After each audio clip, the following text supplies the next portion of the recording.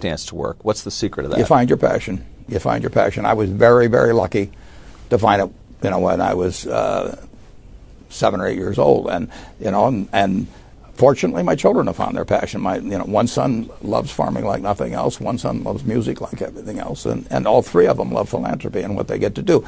You're lucky in life when you find it, and you can't guarantee you're going to find it in your first job out. But I always tell the college students that come out, I say, take the job that you would take if you were independently wealthy. You're going to do well at it. If you think you're going to be a lot happier if you've got 2x instead of x, you're probably making a mistake. I mean,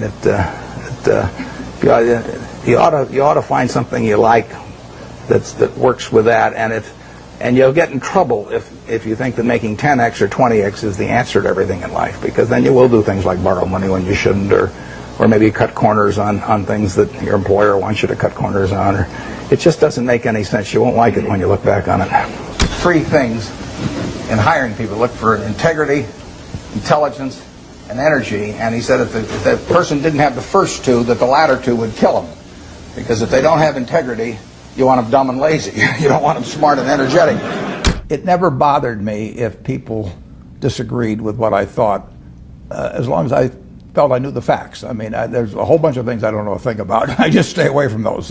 So I stay within what I call my circle of competence. And Tom Watson said it best. He said, I'm no genius, but I'm smart in spots, and I stay around those spots. Well, I try and stay around those spots, and I just don't have a problem if somebody says, you're wrong on something. I go back and look at the facts, and I think that really is much more important, frankly, than having a few points of IQ or having an extra course or 2 in school or anything of the sort. You need emotional stability.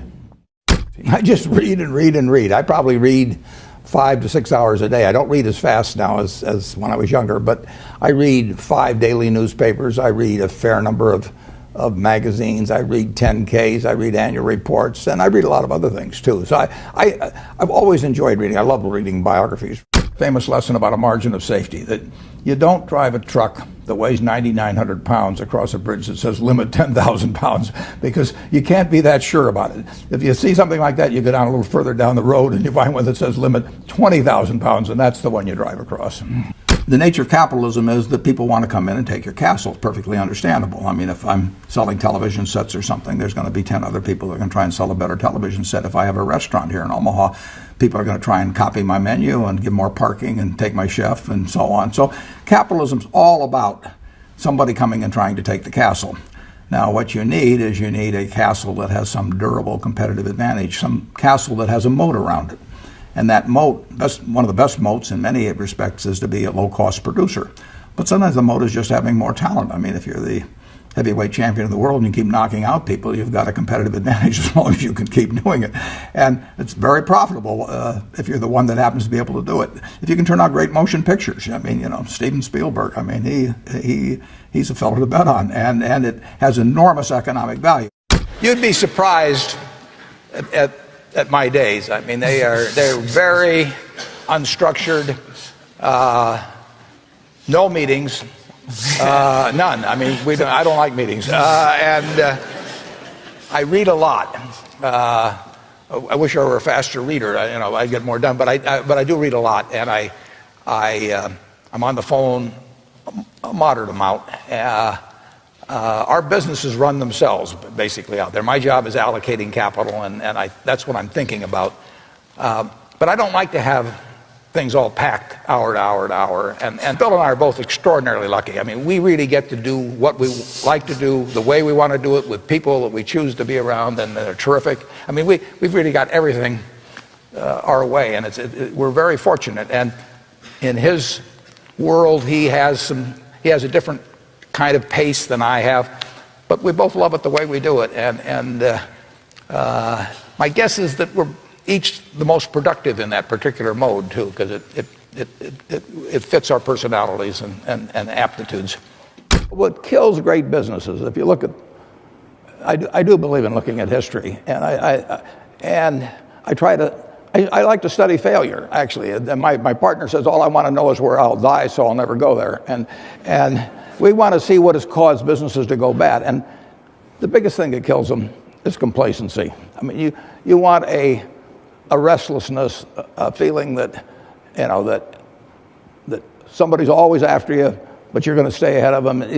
You always want to be on the move. And when you've got a great business, you know, like Coca-Cola, which is, there aren't any like Coca-Cola, but you really, the danger would always be that you rest on your laurels. But I see none of that, obviously, at Coca-Cola. But that is the key, to compete the same way when you've got 1.8 billion servings being sold daily as when you were selling, you know, 10 a day. And that restlessness, that belief that tomorrow's more exciting than today, you know, you just have to have it permeate the organization. Who was Ben Graham? He was your primary mentor, model?